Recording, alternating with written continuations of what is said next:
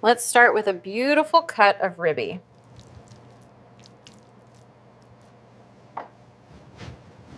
Just salt and pepper style. Simple is always better.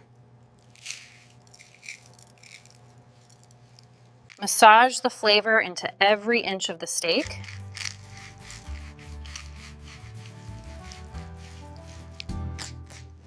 Just a little olive oil tin, enough to carry all that flavor. Heat your pan until the butter begins to whisper.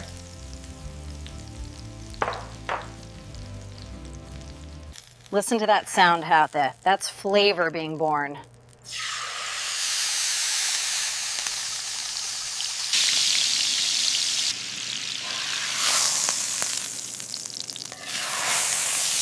Baste gently and let the butter do the magic.